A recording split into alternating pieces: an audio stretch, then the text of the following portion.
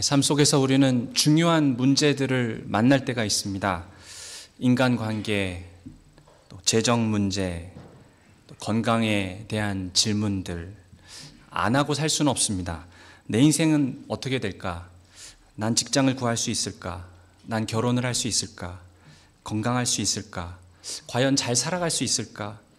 하나님, 이렇게 하는 것이 나에게 이득이 되겠습니까? 아니면 손해가 되겠습니까? 이걸 하면 나에게 행복이 되겠습니까? 아니면 내가 불행해지겠습니까?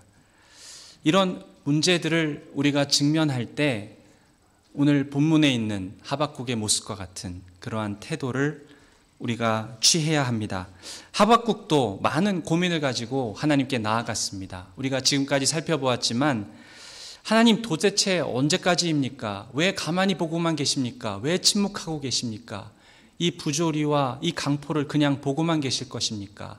그랬더니 하나님께서 내가 다 알고 있다. 바벨론을 들어서 유다 백성들을 칠 것이다. 아니 도대체 하나님 어떻게 그렇게 더 강포하고 더 포악한 바벨론 같은 사람들을 의로우신 하나님이 쓰실 수 있습니까? 그러자 하나님께서 말씀하셨죠. 내가 정의로운 응보를 하겠다. 내가 다 알고 있다. 너희 친족들과 너희 백성들은 자기 죄 때문에 내가 징계할 것이지만 그 이후에는 강포한 바벨론을 내가 반드시 응보하겠다. 그러니 걱정하지 말아라. 너는 믿음으로 살아가라. 너희가 의인이면 하나님을 의심하지 말고 믿음으로 살아라. 그리고 때가 되면 나 여호와를 인정하는 영광이 온 땅에 가득할 것이다. 그런 세상이 올 것이다. 하나님께서는 하박국이 질문했던 이 두 가지 질문들에 대해서 답을 해 주십니다. 그리고 나서 그 하나님의 대답을 듣고 오늘 하박국은 어떻게 하고 있습니까? 오늘 본문에 보니까 하박국은 기도하고 있습니다. 1절에 보니까 시기온롯에 맞춘 선지자 하박국의 기도라. 시기온롯이라는 말이 정확히 무엇을 의미하는지는 학자들 사이에 분명하지는 않습니다. 대부분 학자들이 그래도 동의하는 것은 분명히 이 시기온롯이라는 단어가 노래나 시의 리듬과 박자와 연관이 있다라는 것에는 동의를 합니다. 이 시기온롯이라는 이 단어의 어원을 보면은 강렬하다, 격렬하다라는 뜻이고요. 빠르게라는 의미가 있습니다. 그러니까 하박국은 이 빠른 박자에, 강렬한 박자에, 격렬한 박자에 맞춰서 하나님께 기도하고 있는 것입니다. 보통 음악이 박자가 빠르면, 경쾌하면은 그 음악이 담고 있는 내용이 어떻습니까? 그 내용 또한 즐겁고 행복하고 경쾌한 내용이 많이 담겨 있습니다. 그런데 그렇게 마음이 슬픈데, 우울한데 그 빠른 노래를 만들어서 부르는 사람은 거의 없을 것입니다. 그런데 오늘 하박국이 하나님께 올려드리고 있는 이 기도의 내용을 보면은 참 무섭고 슬프고 또 어두운 그런 내용이 담겨 있습니다. 보통 빠르고 경쾌하고 그런 강한 비트를 사용한 음악을 할 때 상식적으로 생각해 보면은 그 시나 기도의 내용이 어떻겠습니까? 경쾌하고 즐거움을 담고 있겠습니까? 아니면 우울하고 무섭고 두려운 내용을 담고 있겠습니까? 상식적으로 보면은 빠른 비트의 음악을 가지고 기도나 찬송을 할 때는 그 내용이 즐거움과 기쁨이 담겨 있겠죠. 그런데 이상하게도 오늘 하박국의 기도를 보면은 그런 즐거움이나 기쁨이나 경쾌함이 있는 것이 아니라 그 기도 안에는 우울함과 두려움과 무서움이 담겨 있습니다. 얼마나 우울한 내용이냐 하면은 16절 말씀을 보니까 이렇게 나와 있는데요. 내 창자가 흔들리고 내 입술이 떨리고 썩는 것이 내 뼈에 들어오고 몸이 떨린다. 이 얼마나 무서우면은 이렇게까지 표현했을까요? 하박국이 하는 기도가 무섭고 우울한 그런 기도임을 우리가 단박에 알 수 있습니다. 내용 자체는 너무 무섭고 어두운 내용인데 그 기도를 하는 형식이 발랄하고 빠르고 경쾌하고 기쁩니다. 도대체 이게 어찌된 일인가?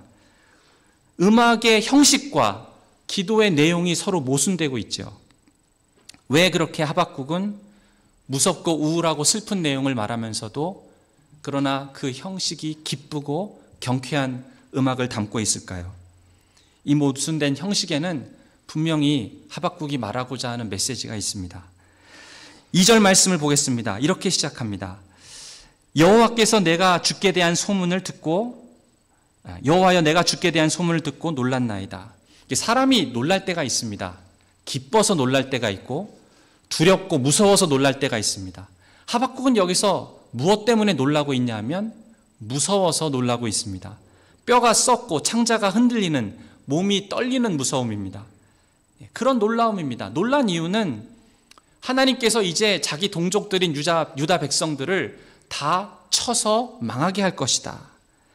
바벨론 군대가 쳐들어와서 백성들이 이제는 그 혹독한 그 바벨론 군대에 짓밟히게 되고 다 풀무불에 던져지거나 포로로 끌려가서 죽게 될 것이다. 그런 예언이었습니다. 포악하고 강포한 그런 일을 행한 이스라엘 백성들은 더 포악하고 더 강포한 바벨론 군대에 의해서 짓밟히게 되고 죽을 것이다 라는 내용입니다. 그런데 하나님께서 바빌론을 나중에 어떻게 한다고 하셨죠? 바빌론도 내가 칠 것이다 라고 하셨지만 그러나 그 이전에 먼저 하실 일은 이스라엘 백성들을 징계하시는 일입니다. 저들의 죄와 강포와 불의와 우상숭배에 빠진 저들을 하나님께서 치겠다고 하신 것이죠. 하나님, 이것이 우리 민족에게 행복이 되겠습니까? 아니면 불행이 되겠습니까? 우리 민족은 흥할 수 있습니까? 이제 망하게 되는 것입니까? 이 하박국의 마음속에는 이제 앞으로 이 일이 어떻게 될 것인가? 내 민족은 이제 망하게 될 것인가? 흥하게 될 것인가? 여기에 하박국의 마음이 지금 완전히 묶여 있습니다. 이런 두려움과 놀람과 이런 것들의 마음이 사로잡힌 이러다 보니까 하박국은 정말 봐야 되는 중요한 문제를 지금 놓치고 있습니다. 그 중요한 문제는 이스라엘의 영적인 문제입니다.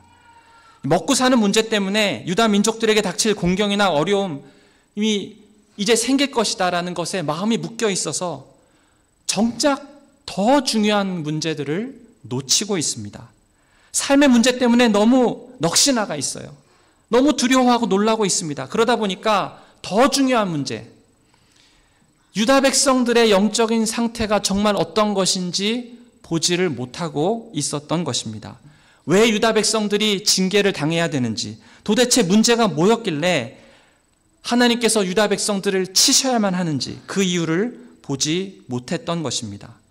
건강의 문제보다, 안전의 문제보다, 재정적인 문제보다, 유다 민족들에게 지금 닥치게 될 그러한 재난, 이런 것보다도 사실 더 중요한 것은 이스라엘 백성들의 영적인 문제였다는 것입니다. 자기 자신을 시험해보고 하나님의 능력에 겸손하게 자기의 모든 삶의 문제를 맡겨두고 더 중요한 문제인 이스라엘의 영적인 문제, 이 영적인 상태를 생각해야만 했었습니다.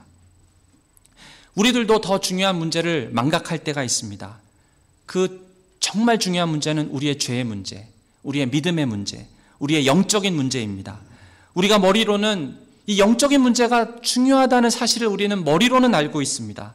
그런데 먹고 살아야 하니까, 공경이나 위기가 찾아오니까 또 그것을 넘겨야 되니까 중요한 것들, 정말 중요한 것들 종종 잊고 삽니다. 다른 문제들의 마음이 묶여 있습니다. 하나님, 이것이 나에게 이득이 되겠습니까? 이것이 나에게 손해가 되겠습니까? 하나님, 이것 때문에 내가 망하겠습니까? 아니면 살겠습니까? 종종 이런 식의 질문의 패턴에서 벗어나지를 못합니다. 내가 흥하겠습니까? 아니면 망하겠습니까? 우리 고통의 대부분은 거의 이러한 문제들에 우리가 붙들려 있을 때, 매여 있을 때, 집착할 때 생겨나는 것들입니다. 하나님께 내 문제를 맡겨드리지 못하고 그 문제 자체에 내 마음이 빼앗기다 보니까 결과적으로 고통이 따라오게 됩니다.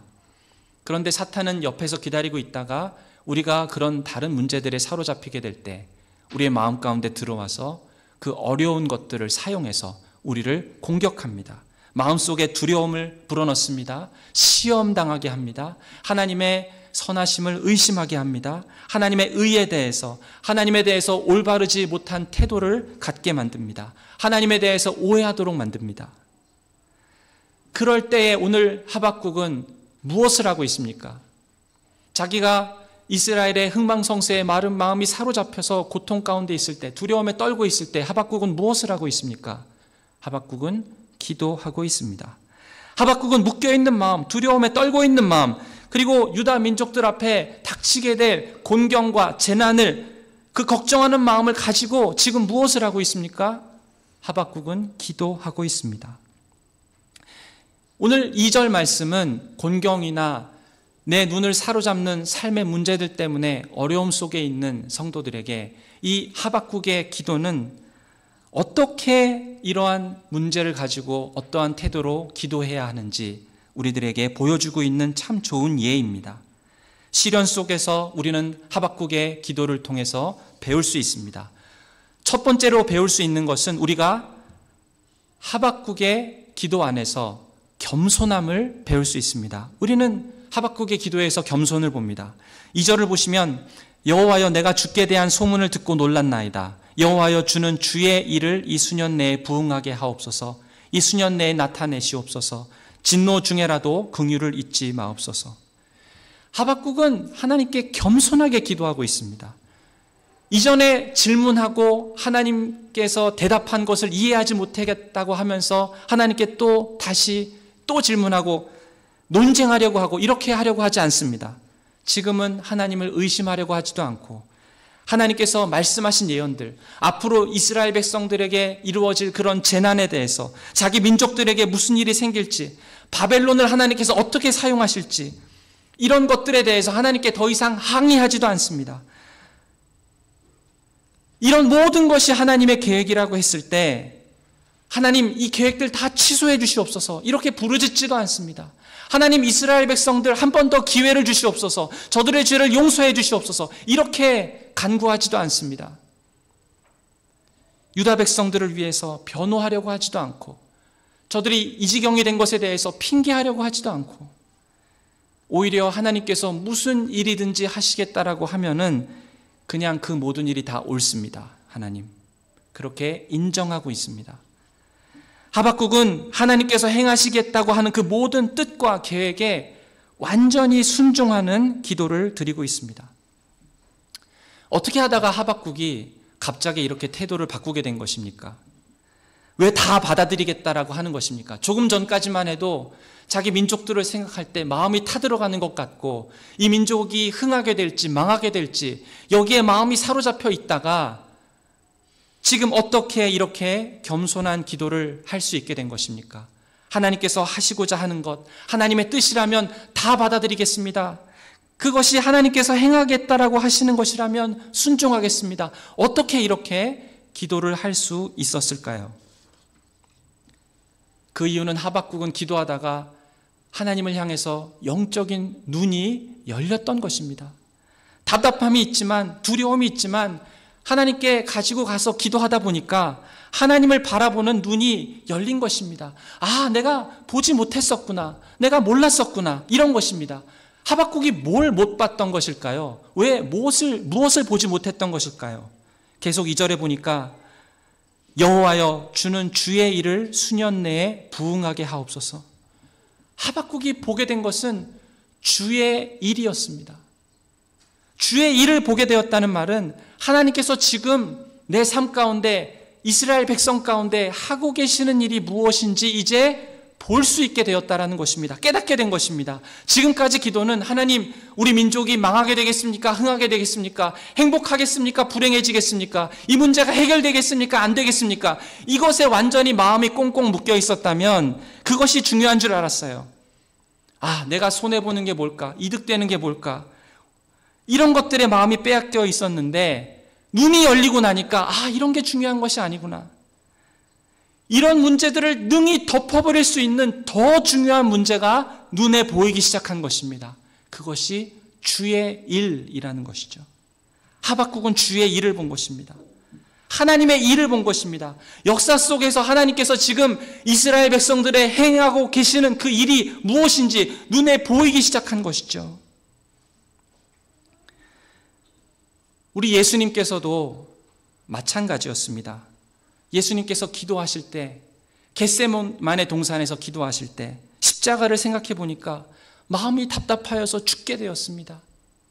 십자가에서 죽는 고통도 크지만, 그러나 그 십자가 위에서 죽음을 당하실 때 그때 하나님과의 관계가 완전히 끊어지고 하나님께로부터 버림받게 된다는 그 사실을 생각해 보니까 마음이 눌리고 답답하여서 죽을 지경이 되셨습니다.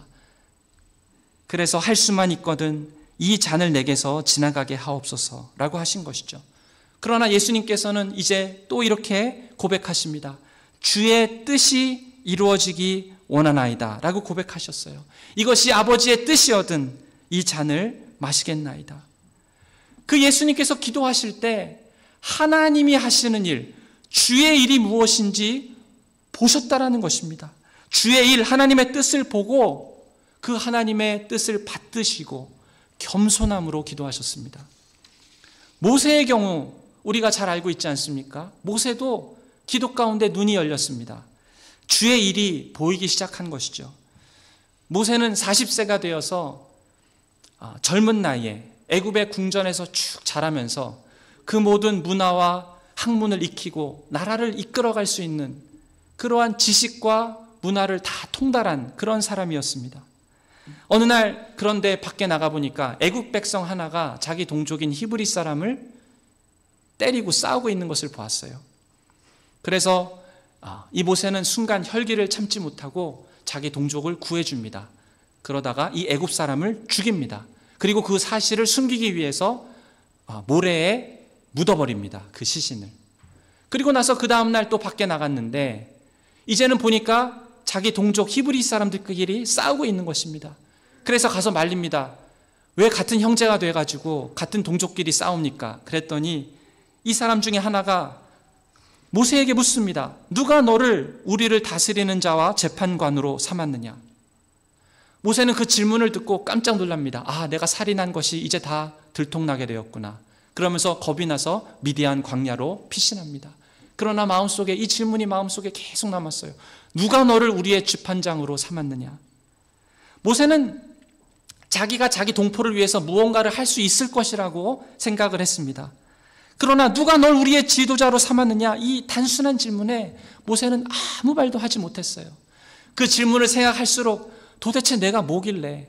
라고 생각을 하면서 마음속에 절망과 낙담에 빠졌습니다. 누가 나를 지도자로 세웠단 말인가? 모세는 절망했고 아무것도 할 수 없는 것에 대해서 무능함을 느꼈습니다. 그렇게 미디안 광야에서 40년을 살다가 80세가 되었을 때 하나님께서 모세를 떨기나무에서 부르십니다.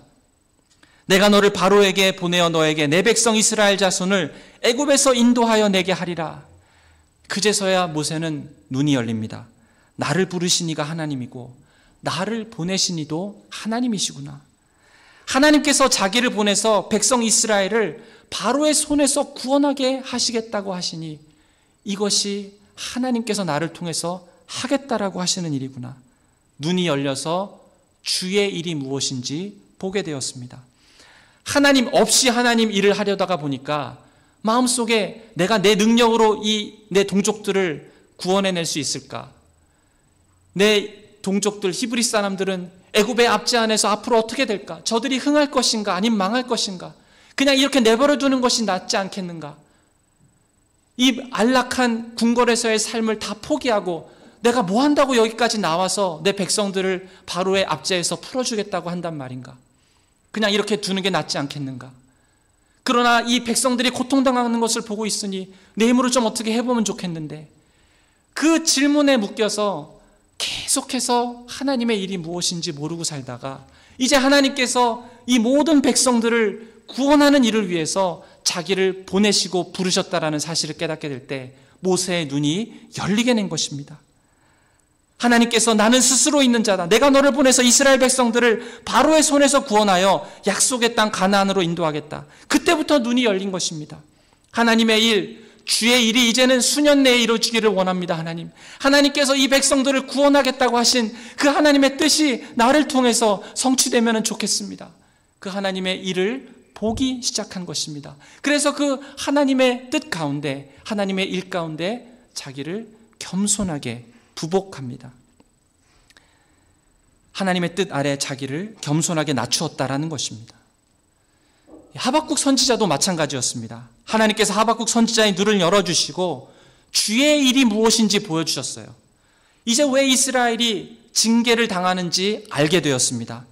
유다 백성들을 향한 하나님의 계획과 하나님께서 하시고자 하는 것이 무엇인지 이 하박국은 이제는 보게 되는 눈이 생겼습니다. 지금 나라가 흥하고 망하는 것이 중요한 문제가 아니구나. 내가 지금 손해보고 이익 보는 것, 내 미래가 중요한 것이 아니구나. 바벨론에게 고통당하고 포로로 끌려가서 억압받고 사는 그것이 중요한 것이 아니구나. 우리가 정말 심각한 영적인 문제에 빠져 있었구나. 내가 왜 그것을 보지 못했는가. 우리가 죄를 회개하고 다시 하나님 섬기는 백성으로 우리의 신앙이 살아나야 하는 것이구나. 하박국이 보게 된 것입니다. 이스라엘이 왜 철저하게 망해야 되는지 깨달은 것입니다. 우리 죄가 얼마나 깊었으면 하나님께서 우리를 징계하시겠는가. 우리를 이렇게까지 치셔야 그래서 우리가 다시 소생하고 다시 살아나고 다시 돌이킬 수만 있다면 그것이 주의 뜻이거든 그 일을 이루시옵소서. 하나님의 뜻이 이루어진다면 내 동포가 우리나라가 어떻게 되든 상관없습니다. 하나님께서 행하시옵소서.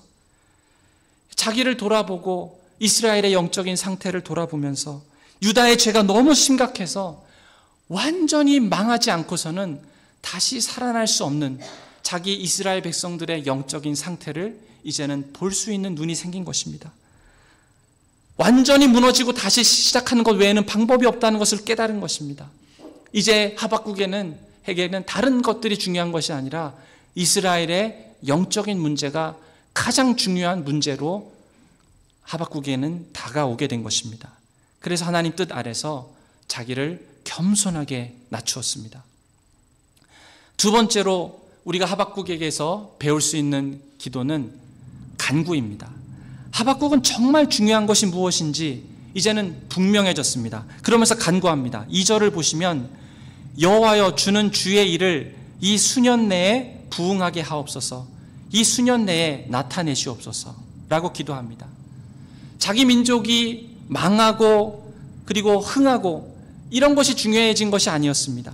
포로로 끌려가더라도 유다 백성들이 이제 다시 깨닫고 자기의 죄를 깊이 회개하고 하나님께로 돌이키고 하나님을 경외하는 그런 백성이 되는 것, 그것이 중요하다는 사실을 이제는 깨달은 것이죠. 그리스도인이 가장 염려해야 하는 일, 가장 관심을 가져야 하는 일은 무엇입니까? 우리 주변에서 일어나고 있는 일들입니까? 네, 우리 마음을 빼앗아가는 그런 재정적인 문제, 건강의 문제, 관계의 문제들이 있습니다. 중요한 결정을 해야 하는 문제들이 있습니다. 그런데 하박국서가 말하는 것은 그 모든 문제들보다 더 중요한 것은 우리의 영적인 문제라는 것입니다. 그리고 그것을 위해서 하나님께 부르짖으라는 것입니다. 하나님께 간구하라는 것입니다. 우리의 죄의 문제를 놓고 우리의 믿음의 문제를 놓고 하나님을 찾으라는 것입니다. 우리는 다른 어떤 것보다 하나님의 이름을 영화롭게 하고 있습니까? 우리는 다른 어떤 것보다 우리의 교회의 건강을 위해서 부르짖고 있습니까? 우리는 다른 어떤 것보다 역사 안에서 하나님께서 하고 계시는 그 주의 일이 부응되기를 원하고 있습니까? 우리는 그렇게 하나님께 간구하고 있습니까? 하박국은 이 한 가지만을 이제는 중요하게 생각했습니다. 앞으로 무슨 재앙이 일어날지 알고 있었어요. 그럼에도 불구하고 이스라엘의 흥망성쇠보다 더 중요한 것은 우리 동족들의 영적인 문제다. 그것을 놓고 하나님을 붙잡고 이제는 부르짖기 시작한 것입니다. 여호와여 주는 주의 일을 수년 내에 부응하게 하옵소서. 부응하게 하옵소서. 이 부응이라는 단어를 들으면 어떤 것이 떠오르십니까? 한때 교회들마다 주여 수년 내에 부응케 하옵소서, 이것을 캐치프레이즈로 만들어서 부흥을 많이 강조했던 때가 있었습니다. 그런데 이 문구를 보면은 앞에 중요한 단어가 빠져 있습니다. 주의 일, 주의 일이 부응하게 하옵소서. 그것이 성경이 말하고 있는 것인데 이 주의 일이 싹 빠졌습니다. 그러면서 이 부응이라는 단어가 어떻게 이해가 되기 시작했냐면은 성도들의 숫자가 느는 것, 교회의 규모가 커지는 것, 양으로 그렇게 부흥이라는 단어가 사용되기 시작했습니다. 그런데 성경에서는 어디를 보더라도 이 부흥이라는 단어를 말하면서 숫자로, 양으로 기록한 대목은 없습니다.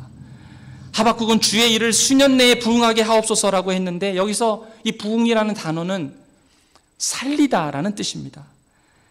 히브리어는 본래 보존하다, 살려두다라는 의미입니다. 본문에서는 이게 수동태로 쓰였어요. 그 말은 살림을 받다, 다시 살아남을 얻다 이런 뜻입니다. 그러니까 이 부흥을 누가 하는가? 부흥의 주체가 누구냐라는 것이죠. 하나님이란 뜻입니다. 부흥의 주체는 하나님입니다. 내가 어떻게 해서 살아나는 것이 아니라 하나님께서 우리를 살리셔야 하는 것입니다. 성령께서는 우리가 뭐를 한다고 해서 그거 하는 거 봐가면서 움직이시는 게 성령의 역사가 아닙니다. 성령께서는 자유롭게 결정하세요. 부흥은 하나님이 주어입니다. 하나님께서 하시는 일입니다. 그분이 살리셔야 합니다. 하나님께서 다시 살리셔야 하는 것이죠. 그리고 부흥하다라는 말에는 살려두다, 보존하다라는 의미뿐만 아니라 깨끗하게 하고 교정하다, 악을 제거하다라는 뜻이 있습니다. 이 말은 하나님께서 깨끗하게 하시고 회복시키시고 바로잡는다라는 뜻입니다. 다시 살려서 보존해서 악을 제하고 깨끗하게 하고 그래서 다시 살려낸다라는 뜻입니다. 하나님께서 이 일을 지금 이스라엘 백성들에게 하고자 하는 것입니다. 하나님께서는 유다 백성들을 보존하시고 다시 살리시고 깨끗하게 하시고 교정하셔서 악을 제거하겠다라고 하시는 것입니다. 다시 살리시겠다라는 것입니다. 그 일을 위해서 하나님께서는 이제 이스라엘 백성들을 망하게 하실 것입니다. 바벨론을 들어다가 쓰셔서 이스라엘 백성들이 완전히 나라를 잃게 할 것입니다. 많은 사람들이 죽고 성전이 무너지게 하실 것입니다. 그들을 포로로 잡아다가 바벨론으로 끌려가서 거기서 그 남아있는 숫자들을 가지고 하나님께서는 새로 일을 시작하시는데 그 남아있는 자들의 마음속에 하나님을 예배하고자 하는 마음, 자기의 죄악을 깨닫는 마음, 통회하는 마음, 회개하는 마음, 자복하는 마음, 그래서 나중에 하나님께서 다시 이 나라를 회복시키시고 새롭게 하시고 돌아오게 하실 때에 저들이 하나님의 신령한 복을 받기에 충분하도록 준비된 심령들로 하나님께서 저들을 다시 교정하시겠다, 회복시키겠다, 살리시겠다라는 뜻이 바로 이 부흥입니다. 그것이 주의 일입니다. 하박국은 이 주의 일을 이제는 보기 시작했습니다. 눈이 열렸습니다. 기도 가운데 이런 일이 일어났던 것이죠. 한국 교회 안에서 우리는 참 좋은 전통을 가지고 있습니다. 아시아 어느 나라에도 많은 복음의 선교사들이 가서 역사를 했지만 부흥을 경험한 나라는 한국밖에 없습니다. 정말 하나님께서 주신 은혜입니다. 그때 한국 선교 초기에 보면은 이 부흥이 일어날 때 며칠이고 교회에 모여서 거적대기를 깔고 집에서 감자와 옥수수 삶아가지고 와서 아이들은 뒤에다가 등쳐서 업고 하나님의 말씀을 듣는데 아침마다 모여서 새벽마다 모여서 하루 종일 교회에 남아서 저녁 집회까지 하면서 거기서 기도하면서 밤새고 기도하면서 또 그 다음날 또 그 다음날 하나님께서 역사하시는 그 현장 안에서 성도들이 그렇게 주님을 바라보기 시작했습니다. 그때 말씀을 듣는 일 외에는 저들이 특별히 한 것이 없습니다. 그런데 그 말씀을 듣는 중에 그 말씀의 무게에 저들의 심령이 짓눌리기 시작하고 하나님께서 말씀을 통해서 영광을 나타내기 시작하고 그 말씀이 저들의 마음을 짓누르면서 저들의 마음속에 있는 죄악들이 토설되기 시작했습니다. 공공석장에 나와서 감히 다른 사람에게 말할 수도 없는 그런 부끄럽고 추악한 자기의 죄를 고백하는 일들을 하기 시작합니다. 내가 남의 물건을 훔쳤습니다. 내가 다른 사람을 많이 때렸습니다. 자기의 정말 파렴치한 죄악들, 얼굴이 뜨거워져서 말할 수 없는 그런 것들을 공개적으로 고백하는 일들이 있었습니다. 그럴 때 하나님께서 많은 그 불씨를 사용하셔서 평양의 대부흥운동이라는 1907년에 귀한 역사를 일으키십니다. 부흥운동의 출발점은 말씀을 듣는 것으로부터 시작했습니다. 말씀을 듣고 묵상하다가 눈이 열려서 하나님께서 지금 하시고 있는 일이 무엇인지 알게 된 것입니다. 그 동일한 역사가 지금 하박국의 심령 안에서 일어나고 있는 것이죠. 하나님의 말씀을 듣다 보니까 질문하고 대답을 듣고 또 질문을 하고 대답을 듣고 하나님 말씀을 듣다 보니까 하박국의 눈이 열린 것입니다. 기도의 자리 가운데 성루에 올라가서 주여 말씀하시옵소서, 주의 말씀을 기다립니다 라고 했을 때 그 말씀이 선포되고 하나님의 음성이 들려오기 시작하자 하박국의 마음속에 묵상이 일어난 겁니다.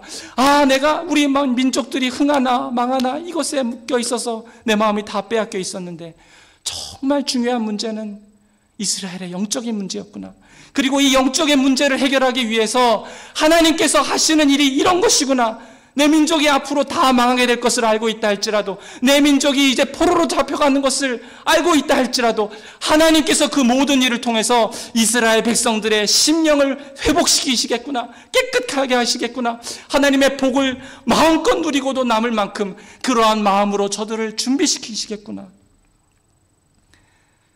그래서 이 부흥은 전적으로 하나님께서 주어가 되셔서 하시는 일이기 때문에 하박국은 그 하나님을 바라보고 하나님께 부르짖고 하나님께 간구하기 시작합니다. 주여, 주의 일을 수년 내에 부흥케 하옵소서. 주여, 우리 민족을 살려주시옵소서. 저들의 영적인 문제를 놓고 기도합니다. 우리가 자녀들을 위해서 기도할 때 제가 어떤 직업을 갖고 사는지, 신앙이라도 바로 서면 좋겠다, 믿음이라도 똑바로 서면 좋겠다라고 말하는 그 기도, 그거 좋은 기도입니다. 신앙의 문제가 다른 어떤 것보다도 더 중요하다라는 것이죠. 그런데 마지막으로 하박국이 호소하는 그 기도는 참 감동적입니다. 2절에 보니까 진노 중에라도 긍휼을 잊지 마옵소서. 지금 아무것도 달라진 것은 없습니다. 이제 수년 내에 이스라엘은 다 망하게 될 것입니다. 포로로 끌려갈 것입니다. 뼈가 썩고 창자가 흔들리고 몸이 떨리는 기막힌 일들이 일어날 것입니다. 그런데 선지자는 하나님께 간구하고 있습니다. 하나님, 진노 중에라도 하나님의 성품을 보여주시옵소서. 하나님의 자비로우신 성품, 긍휼하신 성품을 보여주시면 안 되겠습니까? 주님, 우리가 우리의 죄악 때문에 무너지고 망하고 징계당해도 우리는 주님 할 말이 없습니다. 하나님께서 그렇게 하시고자 하시면 그것이 선하신 일입니다. 하나님께서 결정하신 것은 그것으로 완전합니다. 하나님의 처분에 맡기겠습니다. 그런데 하나님, 그 중에라도 하나님의 자비로우신 성품을 보여주실 수는 있지 않겠습니까? 하박국의 기도의 내용은 참 어둡습니다. 그럼에도 불구하고 하박국이 지금 제가 설교 초에 말씀하지 않았습니까? 시기온넷에 맞춘 노래를 하였다. 이렇게 마음속에 나라가 망해가는 것을 보면서도, 포로로 잡혀가는 것을 보면서도, 저 포악한 바벨론한테 망하는 것을 보면서도 하박국의 마음의 기도에는 슬픔이 담겨 있지만, 그러나 빠른 곡조로 경쾌하게 강한 비트로 하나님께 부르짖고 싶어하는 그 내용이 무엇입니까? 하나님의 일을 바라보고 하나님께서 우리 백성들의 심령을 다시 새롭게 하시고 하나님께서 죽어가는 저들의 영들을 다시 살리실 일들을 생각하니까, 지금 내 민족이 죽어가고 앞으로 당하게 될 재앙을 생각하고 그런 너무 무서운 일을 앞으로 당한다 할지라도 하나님께서 내 민족을 살리시고 부흥케 하시는 그거를 생각하니까 이 문제가 다 덮이는 것입니다. 이 문제가 다 그 하나님의 놀라우신 그 주의 일 때문에 다 덮여버리는 것입니다. 그 마음속에는 하나님께서 하시고자 하는 일, 앞으로 이 민족을 살리실 일, 하나님께서 죄악 가운데 무너진 저들을 다시 회복시키시고 다시 고치시고 저들의 영을 살리시고 저들의 신앙을 새롭게 하시는 그 일을 하나님께서 하신다라고 생각하니까 마음속에 흥분이 되어서 멈출 수가 없고 견딜 수가 없는 것입니다. 빠른 비트로 하나님 아버지 앞에 경쾌한 곡조로 주님께 달려나가서 그렇게 주님을 마음껏 찬양하고 싶은 그 마음으로 하박국은 기도하는 것입니다. 하나님의 영광을 볼 수 있는 눈이 열리니까 많은 고난이 기다리고 있어도 그것을 넘어설 수 있는 예배자로, 찬양하는 그런 사람으로, 그런 믿음의 사람으로 하박국은 설 수 있었던 것입니다. 이런 기도가 우리에게 오늘 필요합니다. 겸손한 기도, 나를 낮추는 기도, 내 죄를 인정하는 기도, 고백하는 기도, 그 죄에 대해서 하나님께서 우리에게 어떠한 징계나 어떠한 결과를 주신다 하더라도 그 죄의 결과에 대해서 인정하고 받아들이는 그런 기도, 하나님을 떠난 잘못이 나에게 있다고 고백하는 기도, 이런 겸손한 기도가 우리에게 필요합니다. 다른 모든 어떤 문제보다도 내 삶에 어떠한 내 눈을 사로잡고 있는, 내 마음을 빼앗아가고 있는 그 어떤 문제보다도 신앙의 문제, 내 영이 사는 문제, 영적인 문제가 가장 중요합니다라고 고백하는 그런 기도. 하나님께서 내 삶을 어떻게 인도하시든 그것은 완전하고 그것은 선합니다라고 고백하는 기도. 그 겸손한 기도, 하박국과 같은 기도, 그런 기도를 우리가 주님께 올려드리는 것이 필요합니다. 그리고 하나님께 간구해야 됩니다. 하나님, 제 영혼이 다시 소송되게 하옵소서. 주의 일이 무엇인지 깨닫게 하시옵소서. 그것이 내 마음을 사로잡게 하시옵소서. 주의 일을 나도 감당하게 하시옵소서. 하나님께서 계신 곳에 나도 있게 하시고, 하나님께서 바라보시는 곳을 나도 바라보게 하시고, 하나님이 기뻐하시는 것을 나도 기뻐하게 하시고, 하나님께서 하시는 그 일을 내가 선하다라고 말할 수 있는 그런 믿음 주옵소서. 그렇게 부르짖을 수 있어야겠습니다. 하박국은 그런 자세를 취했습니다. 하나님께서 그 민족을 살리시고 그 민족 가운데 참 영적인 각성을 일으키실 때에, 하나님께서 그 민족과 그 교회를 살리시고 그 교회 가운데 영적인 부흥과 각성을 일으키실 때에 늘 하셨던 것이 죄를 회개하고 자기를 주님께 돌이키고 주의 일이 무엇인지 깨달을 수 있는 영적인 눈이 열리게 하시고 세상 모든 것 다 없어지고 구속한 주만 보이게 되는 그 하나님의 놀라운 일, 그 영적인 일을 어떤 것보다도 더 소중하게 여기고 부르짖는 그런 심령을 하나님께서는 준비시키셨습니다. 그런 선지자들을 세우셨습니다. 그런 일이 있을 때 하나님께서 영적인 회복과 부흥을 그 민족과 나라 가운데, 그 교회 가운데 허락하신 것입니다. 이 땅 가운데, 우리의 삶 가운데 많은 고난이 있다 할지라도 하나님께서 우리의 눈을 여셔서 하나님의 일을 깨닫게 하시고 그로 말미암아 감사하고 기뻐하며 그 어려움을 넘어설 수 있는 자로, 그런 믿음의 사람으로 서실 수 있기를 우리 주님의 이름으로 축원드립니다. 우리 같이 기도하시겠습니다.